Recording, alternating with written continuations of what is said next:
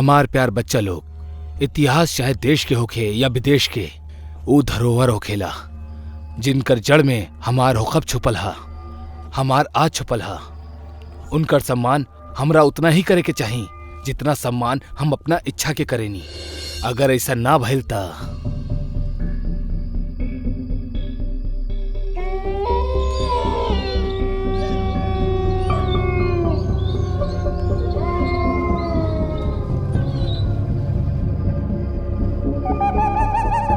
यार, जाने काहे हमरा के ऐसा लग रहा कि हमने के किला में ना जाए के चाहिए, कुछ गलत हो जाई। अबे ओ फट्टू, तू ही तो 3 पत्ती खिलत हुए शर्त लगौले रहला कि तू जितबा ता हमनी दोनों के आधी रात में ई फोर्ट पे बैठ के पिलई बा। अब जीत गइल बाड़ा तो पार्टी देवे में फट रहा तो हर। अरे यार, पार्टी देवे के लिए मना न कर रहल बनी, ई किले में जाए से मना कर रहल बनी। हमार मना हमने अपन कार में ही बैठ के पी लिहल जाओ। सुन, अगर तोहरा इतना ही डर लग रहा बा तो तू यही खड़ा रहा और घर लौट जा। हम अंदर जा रहा बानी, चला।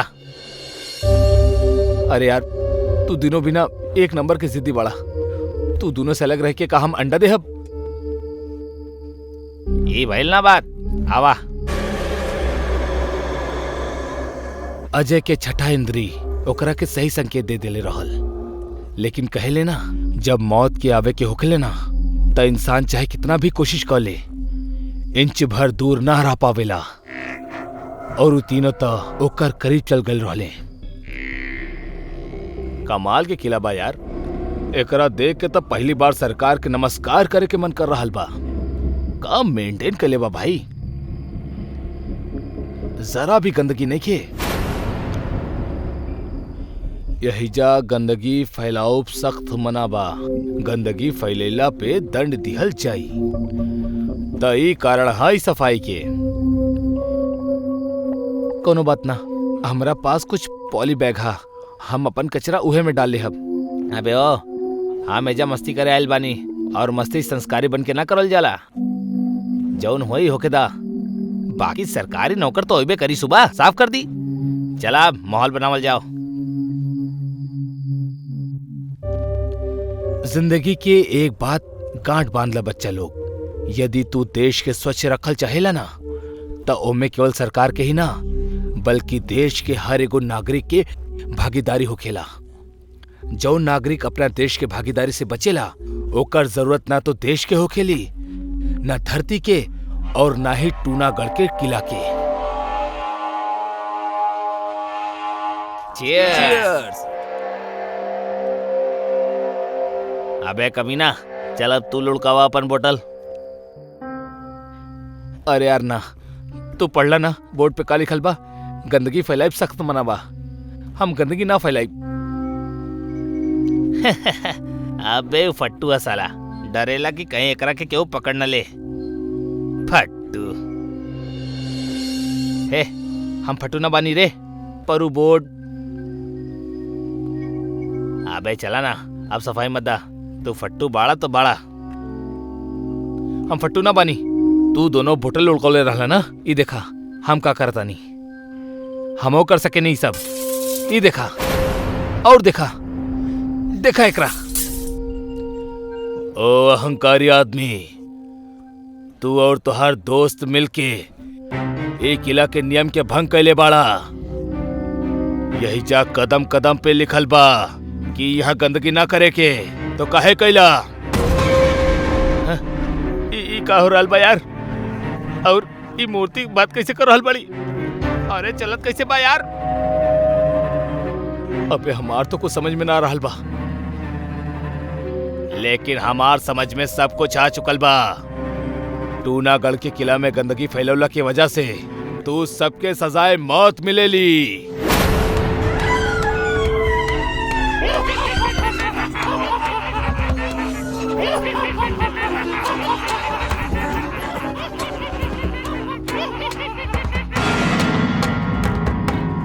ई सब का नौटंकी हा? तू दोनों ही सब कैले बाड़ा हमरा के डरावे के खातिर। केहू कुछ न कैले बा मोर का अहंकारी आदमी, तू तीनों कैले बाड़ा। मरे के खातिर तैयार हो जा।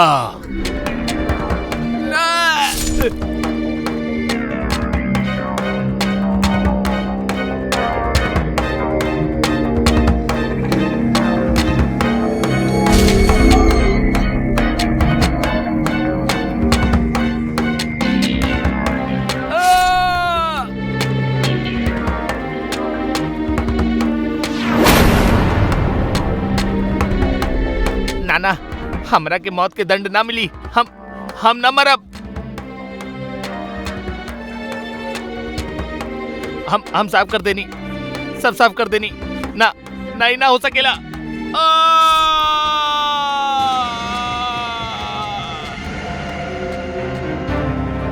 ता आज के बाद कोनो भी किला में जाके गंदगी फैलावे से पहले इस सोच लिहा कि अगर वो किला के भी टूनागढ़ की तरह सफाई पसंद हुई तब तू भी मौत के शिकार हो सकेला।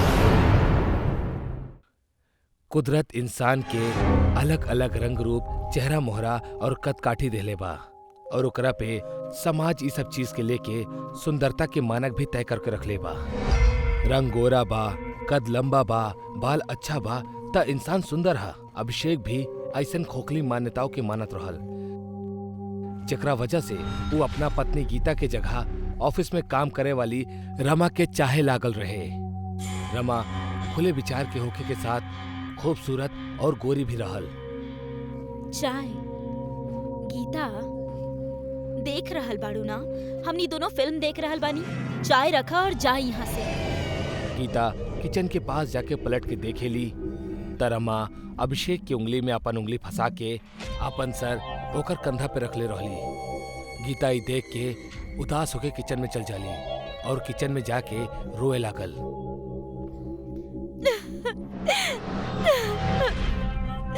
हमार सामने हमारी पति केहू और औरत के साथ है। काश हम गोरी और नया विचार वाला रहती। फिर अचानक गीता कुछ सोचत सोचत अपन आंसू पोछेली। अभिषेक अपना कमरा में बिस्तर पे बैठल किताब पढ़त रहल। तब्बे गीता कमरा में आवेली। ओकरा हाथ में पानी भरा जग होखेला, जेकरा उस साइड टेबल पे रख देवेली और झिझक के अभिषेक से कहेली, सुनी, आप रमा जी से मिलल छोड़ दी। जौन लड़की शादीशुदा मर्द के साथ है ओकर पत्नी के सामने हाथ में हाथ डाल के बैठल बाड़ी, वो लड़की सही ना हो सकेली। अभिषेक ये सब सुनत ही गुस्सा में आ जावेला। ये सब का बकवास कर रहल बाड़ू तू? ना, आप गुस्सा मत करी। हमार कहे के मतलब ई बाकी अगर आपके रमा जैसन लड़की पसंद बाड़ी त हम बन के दिखाई बाप के वैसन ही कपड़ा पहना। अरे पहले शक्ल से सुधारला अपन, तब करिया रमा के बराबरी। एक तक काली ऊपर से चश्मा। अगर पापा जबरदस्ती ना कैले रहित ना तो हम तोरा से कब्बो शादी ना करती। अभिषेक गुस्सा में कहत कहत लाइट बंद कर देवेला और मुंह फेर के सो जाला। बाहर से आवत चांदनी रोशनी में गीता के एक्सप्रेशन दिखेला। वो टूट सी जाली और वही जे बेड पे बैठ जाली। थकी हारी ओकर आंख फिर से गीली हो जाली। गीता अभिषेक के अपमान के भरल बात के साथ साथ लगातार ओकरा घर के सवारे के कोशिश करत रहली। वो लगातार ओकर रंग के वजह से ओकरा इग्नोर करत रहल। गीता किचन से बाहर आवेली, लेकिन तब्बे ओकरा अभिषेक बाहर जा दिखाई देवेला। वो जोर से दरवाजा बंद करेला। गीता सहम से जाली। गीता डाइनिंग टेबल पर बैठल रोवत रहली। तब्बे ओकरा मोबाइल पर एगो मैसेज आवेला। गीता अपन मोबाइल उठावेली, अपन आंसू पोछेली और मैसेज पर क्लिक करेली। अगर आप परेशान बानी, दुखी बानी त दिहल गईल वेबसाइट पर क्लिक करी। आपके सभे परेशानी के हल बा। बोलत आईना, कीमत 21,000। ई साइट त बहुते अजीब बा। का करी, खरीद ली ई आईना? अगर ई सब झूठ भइल त जौन सच सामने बा ओकरा से त बुरा नहीं खेई। आपके ट्रांजैक्शन पूरा हो चुकल बा। आपन दुख से दूर होवे के पहला सीढ़ी आप चढ़ चुकल बानी। बधाई होखे। गीता जौन दुख के जियत रहली ओकरा दूर करे आवत रहल। बोलत आईना, एको ऐसा आईना जौन खून मांगेला। लागता कहीं मजाक कैले बा। बोलत आईना ई मंगवैले रहनी। ई त पूरा काला बा। एकरा में त कुछो नहीं के देखात। हमरा काला देख के परेशान मत होई हा और बोलत देख घबरैया मत। हम तोहार हर परेशानी दूर कर दे हब। तू हमरा बस अपन खून पिला दा। आईना के मांग सुन के गीता सोच में पड़ गई, लेकिन मजबूर गीता तो अपना मुश्किलन के हल खोजे निकलल रहली। रुकत कैसे? बोला, तोरा का चाहिए? अगर सच्चो तू कुछ कर सकेला तो हमरा के सुंदर बना दा। जैसन तू कहा, लेकिन हर रोज थोड़ा थोड़ा गोरा करब। गोरा होके के खातिर गीता रोजाना आईना के आपन खून चाहवत रहे और गोरी हो जात रहे। एक दिन जब रमा ओकरा घर आइल त ऊ गीता के बिना चश्मा और ओकर साफ होत रंग के देख के हैरान रह गई। का बात बा गीता, तो बिना चश्मा में सब देख पा रहल बड़ू? और तोहार रंग भी साफ हो जा रहल बा। वाह, का कोनो तंत्र मंत्र करत आड़ू का? हाँ, कुछो ना, बस ऐसे ही हल्दी चंदन के लेप लगा रहल बानी। हाँ, ओकरे असर बा। तहरा के चाही ता हम तहरा के भी फॉर्मूला बता देतानी। रंग साफ करे के जरूरत ना काला लोग के होखेला, गोरा लोग के ना। एकर मुंह मत लगा रमा, वरना दिन खराब हो जाई। और तू यही जा खड़ा खड़ा हमनी के बातें सुनत रहबू या फिर चाय भी देबू? चाय बन चुकल बा, ले आ। बहुत चिंता बा तहरा के हमार मूड के। प्यार कहले बानी, मजाक ना। हमनी कब तक ऐसे छुप के प्यार करब अभिषेक? कुछ करा ना प्लीज। दूर करा ई घटिया औरत के अपन लाइफ से। हम तो कहतानी जहर दे के मारी काहे ना देताड़ा। चिंता मत कर रमा, वो दिन भी जल्दी आ जाई। नीचता के भी हद होखेला रमा। जब से शादी भइल बा तब से तू दोनों के हरकत झेल रहल बानी, लेकिन अब ना दोसर के भावना के साथ खिलवाड़ करे खातिर तू दोनों जैसन कमीना लोग के भयानक सा सजा मिले के चाही। और वो सजा हम तोहनी के देब। तो और हिम्मत कैसे भाई सब कहे के? बोला ताई ना, हमार परेशानी और दुख के जड़ ये दोनों बाड़े। खत्म कर दे इनका के। जैसन तू कहा। ई का हो रहल बा अभिषेक? कुछ तो गड़बड़ है। भागा यहाँ से। ना ना ना, छोड़ दो हमरा के, छोड़ा।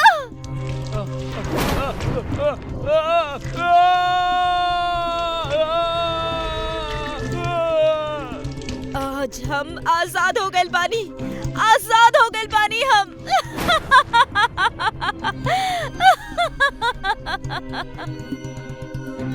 ये कहानी से हमने की शिक्षा मिलेली बच्चा लोग कि कबो केहू के इतना भी परेशान न करे के चाहिए कि वो हद पार करके आपके जान से ही मार देवे।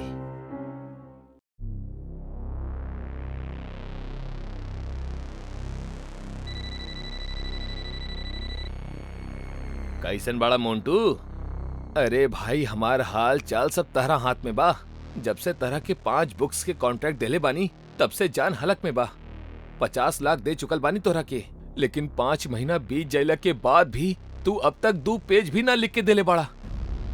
सॉरी यार, राइटर्स ब्लॉक के फेज से निकल रहल बानी। जल्दी कुछ लिख के दे दे। अब कौनो हिल स्टेशन पे भेज दी का? अगर तार राइटर ब्लॉक ब्रेक होगा तो के आई थिंक इहे सही रही। ठीक बा भाई, जैसन तू बोला। पर एगो बात बतावा, ई हिल स्टेशन के पैसा तरह पेमेंट से काटे के बा या हमरा आपन ही लगावे के पड़ी? राइटर के ऐसे ही लोग मुश्किल से पैसा देवेले। अब तू देवे के बाद लेवे के मंसूबा भी पाले लगला। जोक सपाट। बुक करके बताओ तनी।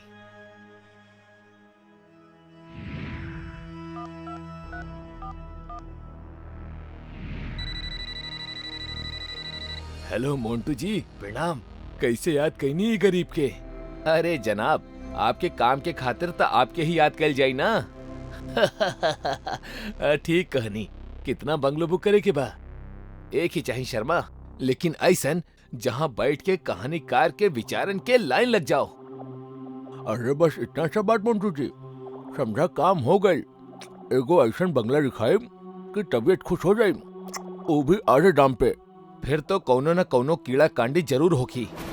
अरे सर, कीड़ा कांडी तो कौनो नहीं खे, लेकिन वहाँ एगो पेड़ हा, बस उहे से दूर रही। अरे पेड़ के का अचार डाले के बा? हम राइटर चौधरी से बात करके उनकरा के वहाँ भेजा तानी। कल या परसों तक ही वहाँ लैंड कर जाई हैं। लेकिन ध्यान रखिया, बहुत ही खास राइटर बाड़े, कोनो परेशानी ना होके के चाहे उनकरा के।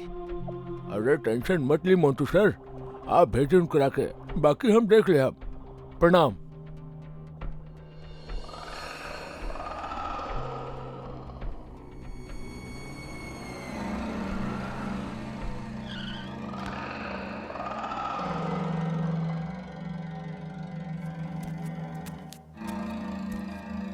अरे भैया मिश्रा जी, अरे यार ले लिया अपन 200 रुपया यार। हैं? अरे कहीं भागा टानी का हम? अच्छा फोन रखा टानी, कस्टमर आयल बा। 2 पैसा कमाई तबे न देह तोहार पैसा। जी जी प्रणाम। हाँ आपके? हमार नाम चौधरी, ओ मोंटी जी। अरे यस यस यस, कल रहनी हो हमरा के फोन। हम तो आपके ही इंतजार करत रहनी, कब से पान खात खात। आई चलल जाओ पहाड़ के ऊपर, मस्त जगह सेव करके रख ले बानी हम आपके खातिर। आई पहन ली चौधरी जी, फॉर सेफ्टी। चली। अरे ससुरा, चले के खातिर ही तो बाइक पे बैठल बानी, चली। वैसे हमारी बाइक के बारे में कुछ पूछी? एकरा हम डेविड के सन से ले ले रहनी। अरे बाहर लेके गए रहनी हम, बहुत ही बढ़िया बाइक बाई। इली चौधरी जी, आ गई आपके बंगलो, कैसे लागल बताई? Mind blowing. इहे तो चाहत रहे हमरा के। अरे तो बस बात पक्का भइल। इली घर के चाबी और घुस जाइए अंदर। बाकी हम आपके खातिर खाए पिए के जुगाड़ फिक्स करके आवत नहीं, तब तक आप किचन में रखल नूडल्स वगैरह के बना ली। लेकिन लेकिन का? वो पेड़ से दूर ही रही। काहे? वहाँ कोनो भूत प्रेत रहेला का? ओसे भी बढ़ के हा वहाँ कुछ। मतलब ई कि ऊ ई बंगलो के हिस्सा ना है राइटर साहब। ओकर मालिक ऑब्जेक्शन कर देहलस तब मुश्किल हो जाई, यही से उसे दूर ही रही। हम सामान ले आओ तनी।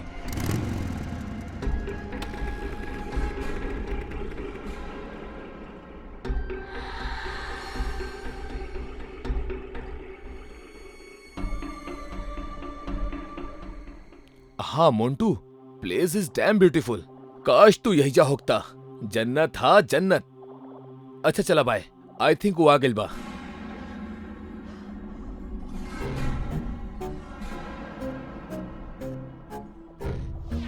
अरे चौधरी, ई का कर रहल बड़ा यार? तू लिखे आयल बड़ा ड्राइंग करे ना, लागता कोनो दूसर विंडो पे ही बैठ के लिखे के पड़ी।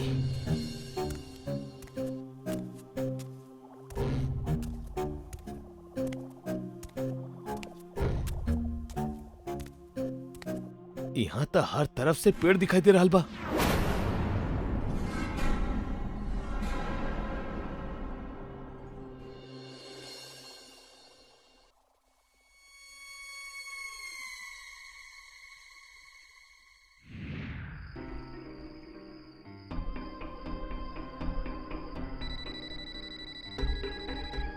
हाँ मोंटू बोला।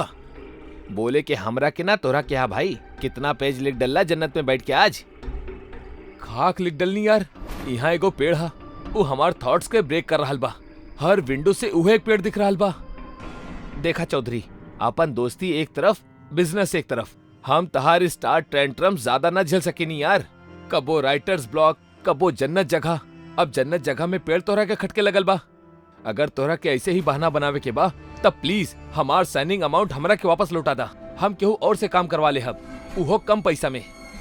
अरे तू गलत ट्रैक पे जा रहा बड़ा मोंटू। ओके, कल तक कुछ शुरू करता नहीं। बाय। सॉरी पेड़ जी, आपके शहीद होके के पड़ी।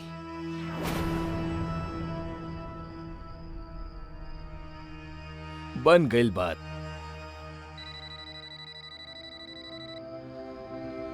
हाँ बोला शर्मा। अरे बोलना कहा सर जी, ये बताई कि बंगलो में मजा आ रहा बा कि ना? बंगलो तो आपके बहुत शानदार है शर्मा, लेकिन ये पेड़ शानदार नहीं खे। हमार थॉट्स के बीच में रुकावट बन गई बाई। हम एकरा के काटे जा रहल बानी। जे भी एकर मालिक बा ओसे डील कर लिहल जाई। अरे ना ना, ये सही ना है चौधरी जी। एक कॉन्ट्रैक्ट में भी लिखल बा कि आप वो पेड़ के ना काट सकेले। अरे का भाई शर्मा, एक पेड़ ही तहाई। वो पेड़ ना है चौधरी जी, वो एगो जीवन हा, जिंदा हाउ। वो आपके ओकरा नुकसान न पहुंचावे दी, उल्टा ओकरा नुकसान पहुंचावे के खातिर आपके ना छोड़ी। हमार मानी, आप बंगलो में जाई और आराम करी। सॉरी शर्मा, पेड़ तो काट के ही रहा हम। चौधरी जी, चौधरी जी, चौधरी जी, चौधरी जी रुक जाई। भाई चौधरी तो गई।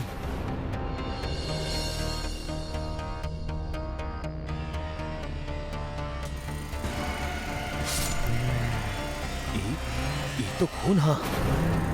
तो इंसान अपना मतलब के खातिर हमरा कहीं भी जिए ना दे रहल बड़ा। जहाँ भी बसतानी वही जे काटे आ जा रहल बड़ा। हम पूछतानी, जब हम ही ना रहब त तू धरती पे कैसे रह पैबा? हम ही त तहरा के ऑक्सीजन देतानी और तू हमरा के ही मार रहल बड़ा। अगर हम तहरा मार दी त कैसन रही? ना, ई ना हो सकेला, ई ना हो सकेला।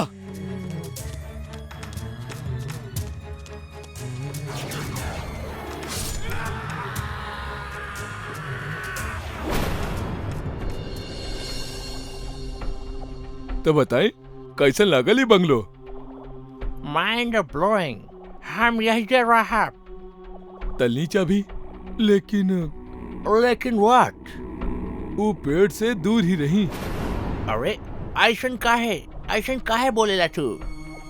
कहे कि वो पेड़ जिंदा है।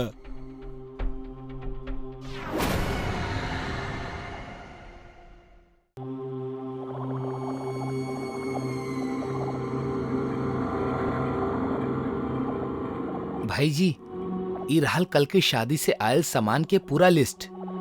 तू सब ठीक से चेक कर ले बाड़ा ना? कुछ छूटल तो ना? भाई जी आप छूटे की बात करता नहीं। यहाँ तो 10 थाली, 20 चम्मच, 2 चादर और 1 तकिया पे पूरा बाराती मोर्चा मार गेले।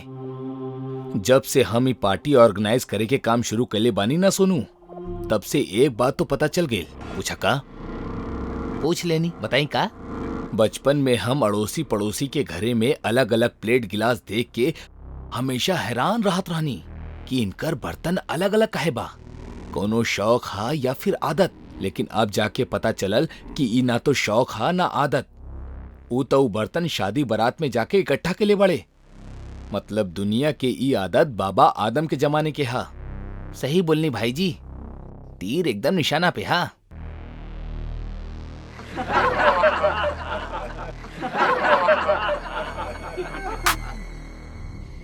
एक्सक्यूज मी जी, कहीं हमार नाम वीर हा। हम आईटी कंपनी सुपर जेट के मैनेजर बानी। हमरा अपना कंपनी के खातिर आपके हॉल में पार्टी ऑर्गेनाइज करवावे के बा। जरूर करवाई, बस इतना बता दें कि लोग कितना हुई हैं और पार्टी कौन दिन करवावे के बा। पार्टी कले करवावे के बा और लोग करीब 100 के आसपास तो होबे करी हैं। खाना और डेकोरेशन ऐसन होके के चाहिए कि हमार बॉस खुश हो जाओ बस। अरे आप टेंशन मत ली, हमार खाना और डेकोरेशन दोनों लाजवाब बा। आपके 100 के 100 लोग खुश होके ही जाई हैं। बस आप एडवांस दे दी।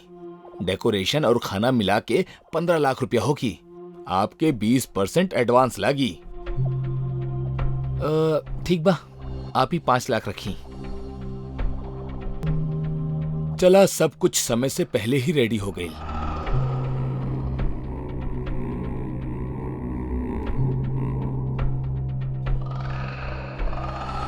ई का कोल्ड ड्रिंक ठंडा काहे ना बा? सोनू, सोनू, ये फ्रिज में पानी और कोल्ड ड्रिंक ठंडा काहे ना हो रहा बा? माफी भाई जी, हम आपके बताओ भी भुला गए नहीं कि फ्रिज खराब हो गई बा। माफी के बच्चे, आज पार्टी बा और तू बताओ भी भुला गेला कि फ्रिज खराब बा। अबे बूढ़बा कहीं के ध्यान कहाँ रहेला तोहार। नवा नवा काम के बैंड काहे बजावे पे तुलल बाड़ा यार। अब पार्टी में जौन गेस्ट आई हैं उनका कोल्ड ड्रिंक ठंडा पानी कैसे पिलाई हम बताओ हमरा। भाई जी आप गुस्सा मत होखी, हमार पास एगो जुगाड़ बा। स्टोर रूम में एगो बहुत पुराना फ्रिज रखल बा जौन चालू हालत में बा। आज हम वही से काम चला लेता नी, कल बदल लेहल जाई। का कहा तनी भाई जी? एके अलावा हमार पास कोनो और भैंस के चाराहा का जौन पूछा तारा का कहा तारा भाई जी। चला स्टोर रूम दिखावा फ्रिज हमरा।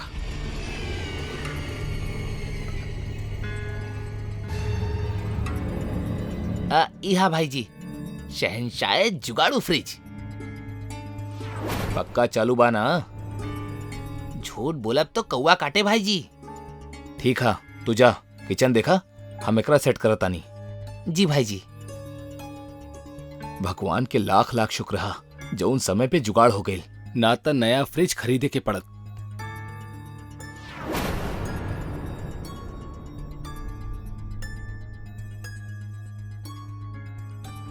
खोला खोला, हमरा बाहर निकाला, ना तो हम मर जाए। हमरा बाहर निकाला, हमरा बाहर निकाला, हम मर जाए।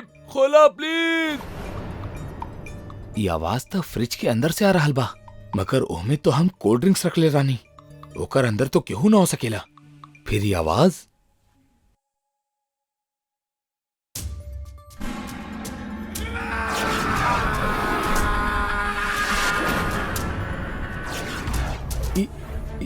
ये हम कहाँ गए नी? ये कौन सा जगह बा?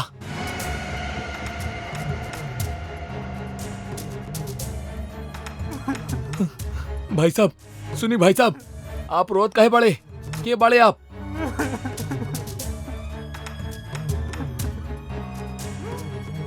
भाई साहब कुछ बोली ना।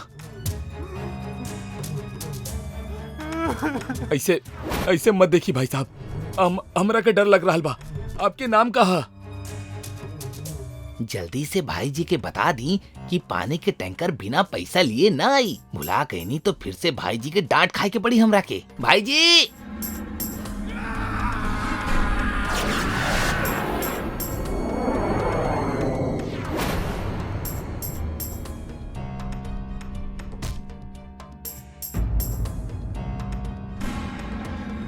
भाई जी भाई जी काबिल भाई जी भाई जी का भेल रहे हमरा के? पता ना भाई जी, आप बस यहाँ बेहोश पड़ल रहले। ऐसे ऐसे मत देखा भाई साहब, हमरा के बहुत डर लग रहा बा। आपके नाम कहा?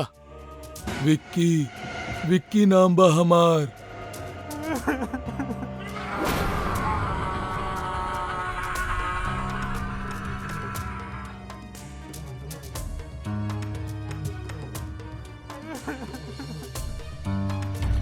का सोच रहल बनी भाई जी? कुछ ना, खाना रेडी भइल? खाना तो रेडी हो गई बा भाई जी, पर वो पानी के टैंकर वाला पिछला बकाया भी मांग रहा बा। हाँ ठीक बा, इला केहू और के भी बकाया होके तो उहो के चुका दा। जी भाई जी, पर आप? हम ठीक बानी, तू जा। काम तो अच्छा भइल बा, का कहा तारा? वाकई डेकोरेशन गजब के बा, बस खाना भी डेकोरेशन जैसे नहीं होके चाहिए।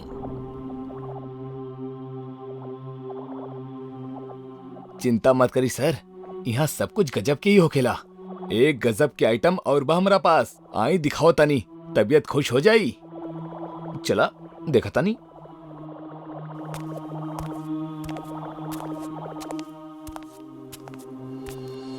ये देखी सर, वाओ, ये फ्रिज तो एंटीक पीस लग रहा बा। मदनी फ्रिज के एंटीक दिखा भी फ्रिज के खासियत था या कुछ और भी खासियत बा में? ये फ्रिज के पीछे एगो कहानी छुपल बा, वो बहुत खास है। कौन सा कहानी? विक्की के तो जानत ही होई हैं आप लोग।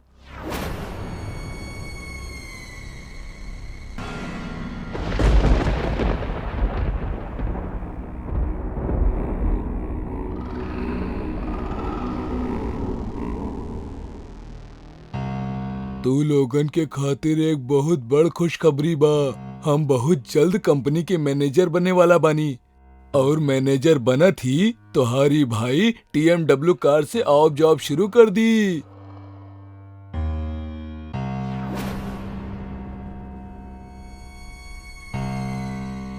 ई तो बहुत खुशी के बात बा। काहे दोस्त लोग? हाँ हाँ, चीयर्स। विक्की, तू मैनेजर बना थी, हमनी पे रौब तो ना झाड़े लग बा ना? रब तो ना, पर हाँ तू लोग टाइम पे प्रोजेक्ट पूरा ना करबा तो थोड़ा डांटब तो जरूर। हमनी के डट बा तू? अपन तरक्की से हमनी के जलैबा तू? इला साला, नौकरी तोरा के दिलैनी हम ही कंपनी में और तू हमरा से आगे निकल बा। इला साले, जब तू ई दुनिया में रह बा तबे तो मैनेजर बन के डटबा ना हमरा के। ई हमार तरफ से तोहार प्रमोशन के तोहफा। मौत।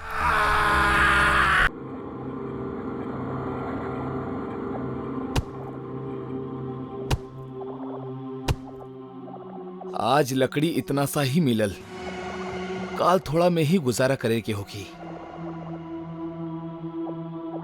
आज तब बहुत ही सन्नाटा बा जंगल में। हे भभूति वाला बाबा, रक्षा करी। घर जाके सीधा नहा के आपके प्रसाद चढ़ाई, फिर कुछ करब। जय हनुमान ज्ञान गुण सागर, जय कपीश तिहुलोक उजागर।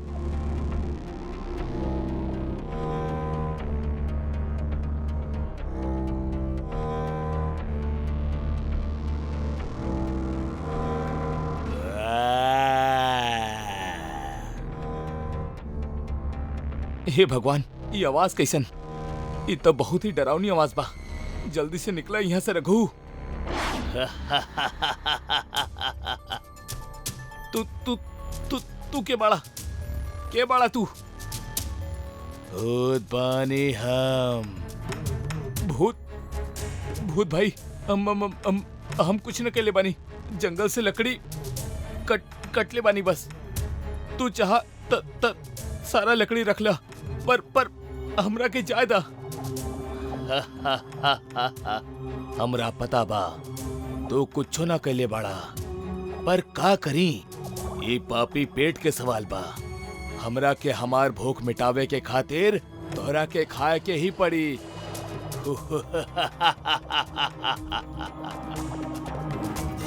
भूत भाई, ये रावण के जैसे हंस के डरावा मत। हमरा के यहाँ से जाए दी प्लीज। घर पे हमार बीवी हमार इंतजार कर रहा बाड़ी। अबे पागल बाड़ा का तू? बीवी घर पे पति के आवे के इंतजार ना करेली। तक केकर करेली? बकरा के, जकरा ऊ रोज हलाल करेली। हम त तोहरा के मार के तोहरा के दुखी जिंदगी से तोहरा के आजाद कर दे। ना भूत भाई, कसम लगे हमरा के हमार मम्मी के, हमार बीवी ऐसा नहीं खे। वो तो तब तक कुछ ना खाएली जब तक हम घरे ना पहुंच जाइला। वैसे भी जब तक हम लकड़ी लेके बनिया के ना बेचब तब तक घर में खाए के खातिर कुछ भी ना बन पाई। हम मियाँ बीवी आम जनता बानी भाई, हमनी पहले से ही मरल बानी। अब तो तू मत मारा भूत भाई। तहर कहानी तो सच में बहुत डरावनी बा, हमरा से भी ज्यादा डरावनी। पर का करी? भूत घास से यारी करी त खाई का? अरे तब बोली ना भूत भाई, आपके घास खाए के बा, हम अबही काट के लावता नहीं। महीना भर चली। अबे ओ ढक्कन इंसान, थोड़ा बहुत भी पढ़ाई ना कले बाड़ा। ये को कहावत रहल। पर कहावत तो घोड़ा वाला रहल ना। घोड़ा घास से यारी करी तो खाई का? अबे पगला, यहाँ घोड़ा हम बानी। पर आप तो भूत बानी। अबे ओ इंसान, अपन बात से हमरा के मत करा हैरान। हम पहले से ही बानी परेशान। हमरा के बस भूख लागल बा, हम तोहरा के ना छोड़ सकीला। माफ करिया दोस्त। ये भूत तो हमरा के मारे ही वाला बा। काहे नकरा के खाए के लालच दे दी, शायद बच जाई। एक मिनट भूत भाई, हमार बात सुन ली, फिर तू चाह तो हमरा के खा लिहा। जल्दी बोला। अगर तू हमरा के छोड़ देबा तो हम रोज तोरा के खातिर खाना लेके आई, मम्मी कसम। ये डील तो अच्छा दे रहल बा, लेकिन अगर तू वापस ना आइला त? हम अपना घर के पता देता नहीं ना भूत भाई। हम ना आईनी तो तू हमरा घरे आके हमरा और हमार बीवी दोनों के खा लिहा। तहार बात तो सही बा, पर हमार पास ऐसे भी बढ़िया आइडिया बा। सुना, अगर तू हमार भूख मिटा देला ना, तो हमहू तोहरा के कुछ ऐसन देहब जैसे तोहार गरीबी कुछ ही दिन में दूर हो जाई। बोला, का बोला तारा? हम तो बोल ही देहब, पर तोहरा के कैसे पता कि हम गरीब बानी? अबे जौन इंसान बनिया के लकड़ी बेच के घर चलावेला, वो का कहीं के राजा महाराजा होई? बात करेला। लेकिन हाँ, एक बात ध्यान रख लिहा, अगर कल तू खाना ना ले आईला तब तू और तोहार बीवी दोनों गईले। ठीक है रावण भाई, मतलब भूत भाई, हम समझ गए नहीं। हम पक्का कल खाना लेके आई। ठीक बा, जा। पर अब वहीं कुछ खाए के बा का तोरा पास? जी, ई चना बा। लावा दा यार, आज नहीं से काम चलावे के पड़ी, पर कल पक्का। हाँ जा। चना अच्छा बा। जी भूत भाई। बाल बाल बच गए नहीं। फिर का भइल? अरे फिर का होके के रहे, बच गए नहीं, ना तो भूत हमार काम तमाम ही कर देत। अरे वो सब तो ठीक बा, लेकिन अहिजा हमनी के खाए के लाले पड़ल बा, ओकरा कैसे खिलाइब? तू चिंता मत करा, हम कुछ सोच के रख ले बानी।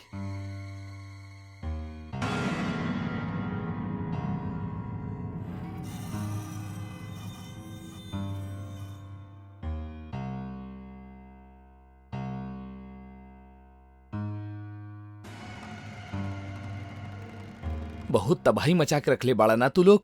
हमार सारा खाना चट कर जात रहला। अब देखिया बेटा, हम तू सबके कैसे चट करवाई। अरे यहाँ केकरा से बात कर रहल बड़ा? भूत भाई के खाना से। हमरा के पता रहे आप बड़ी होशियार बानी, यही से तो आपसे शादी कैले रहनी हम।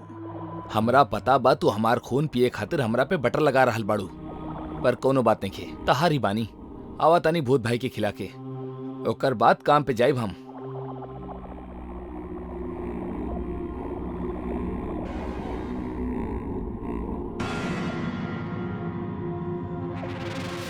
भूत भैया, इली ले आई नहीं आपके खातिर खाना।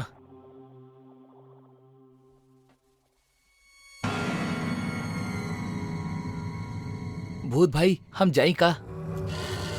हम तहार ईमानदारी से बहुत खुश बानी। ईला तहारी नाम।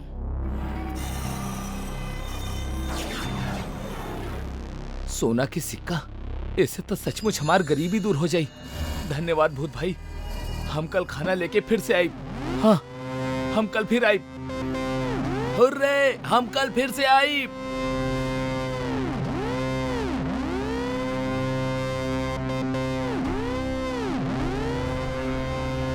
हे गुलबिया, देखता, सोने के सिक्का।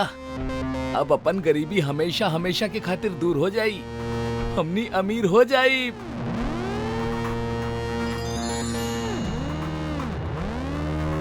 बाकी देलस के?